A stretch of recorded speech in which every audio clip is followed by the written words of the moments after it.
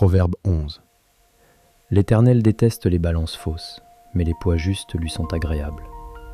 Quand vient l'orgueil, vient aussi la honte, mais la sagesse est avec les humbles.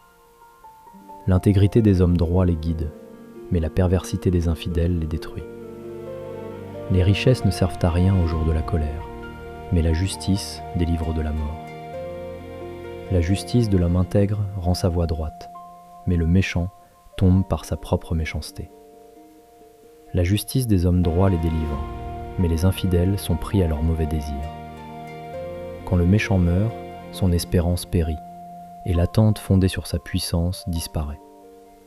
Le juste est délivré de la détresse, et le méchant prend sa place. Par sa bouche, l'impie perd son prochain, mais les justes sont délivrés par la connaissance. Quand les justes prospèrent, la ville se réjouit, et quand les méchants périssent, on pousse des cris de joie. Par la bénédiction des hommes droits, une ville s'élève, mais par la bouche des méchants, elle est détruite. Celui qui méprise son prochain manque de sens, mais l'homme intelligent sait se taire. Celui qui répand des calomnies révèle les secrets, mais celui qui est digne de confiance les garde.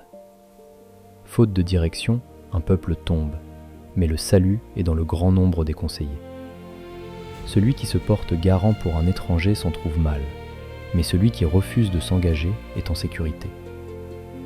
Une femme bienveillante obtient l'honneur, mais les hommes violents n'obtiennent que la richesse.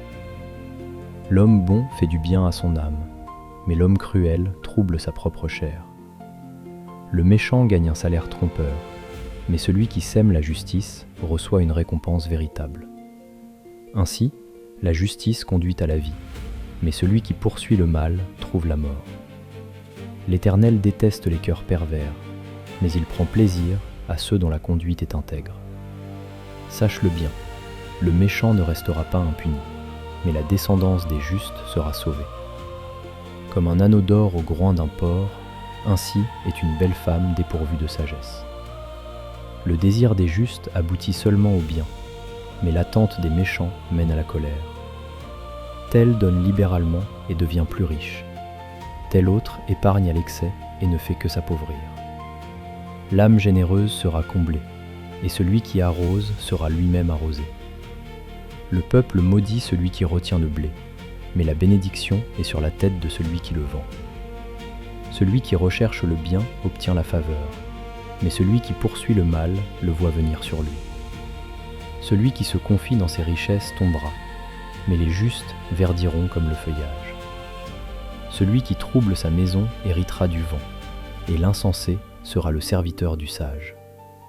Le fruit du juste est un arbre de vie, et le sage gagne des âmes.